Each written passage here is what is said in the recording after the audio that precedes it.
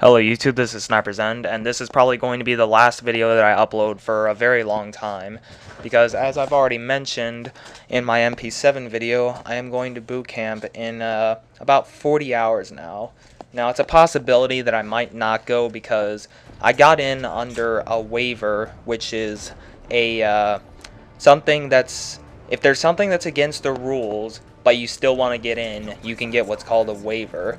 But apparently, because the Marine Corps is downsizing, it is much harder to get in using a waiver. So I need to gain 5 pounds in 5 days, and yes, I said gain 5 pounds. I'm incredibly skinny, and apparently there is a weight limit, an underweight limit. I don't even know what I'm saying anymore. Basically, I might not go because I'm underweight. So, yeah. I probably will, though, so, yeah. Anyway, to the actual video. No one wants to hear about my personal life. This is me using the UMP. This was yet another request from one of my friends, Hitman, who is in this game under the name Delta Snipes. I'm not going to say that. He'll get pissed at me. Anyway, so, one of my main complaints about this is Stalker. I actually haven't talked about this yet, which kind of surprises me, because this is this is something pretty interesting to talk about anyway. Stalker Pro, or Stalker in general, I don't like it.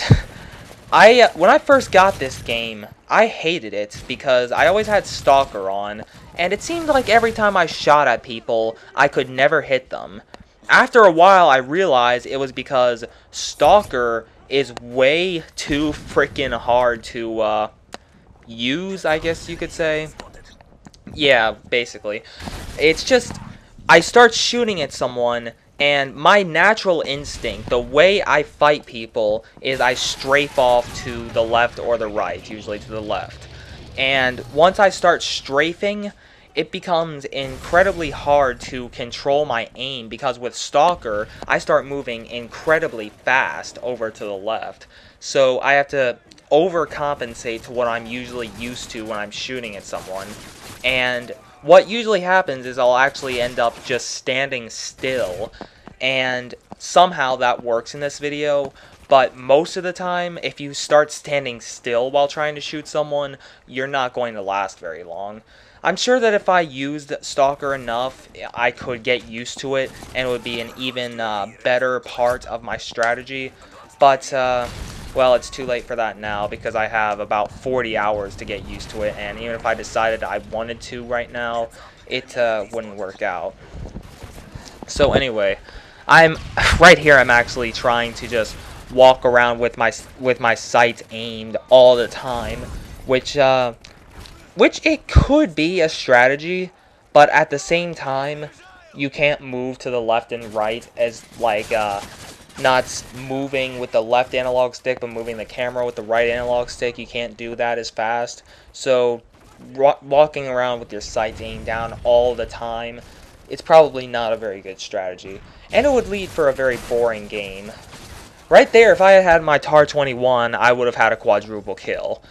Or if I had my CM901, I might have had a quad kill. But unfortunately, I shot at one guy, and I killed him, but there were just too many people. Now, as you can see, with 4,000 points, as in 40 kills for the team, I got a Juggernaut armor, which means I got 18 out of the 40 kills of everyone. So, yeah. I had almost half of the kills for the entire team. That's saying something. And that leads me to my next point.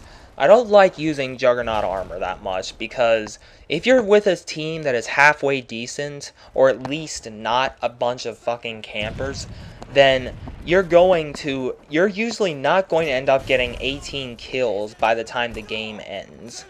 Something I noticed recently, it seems like the Juggernaut always has a portable armor going on around him. And, I don't know, I never noticed that before. It's kind of interesting. And something that I thought at first is not true. I always thought that the Juggernauts had a set amount of 1,000 health, and they would, excuse me, and they would actually lose that health over time. But it turns out you actually have regenerative health in this game, which kind of pissed me off, actually. I, I'm always used to playing Juggernaut, the made-up Juggernaut game mode in Black Ops, where there's a Juggernaut with 1,000 health and he doesn't regenerate health. And I don't know. I guess I was just used to that, but I don't know. So I tried prestiging in Call of Duty 4 and World at War and Black Ops to get my prestige tokens in them. I got my prestige token for Black Ops, but I was not able. It still shows me as just the max level on Call of Duty 4 and World at War. So yesterday I played 30 minutes of both of those games. Call of Duty 4, I really have no idea how I ever played that game.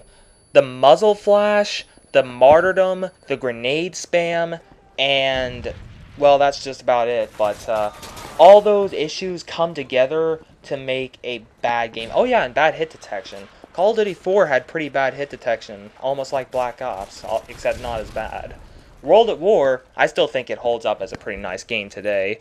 The guns have a little too much recoil for my taste, but I think that's, in a way, that's a good thing, because then the noobs can't really just spray and pray as much. Anyway, I've talked about this entire video. I've talked this entire video without stopping. Hope y'all enjoyed it.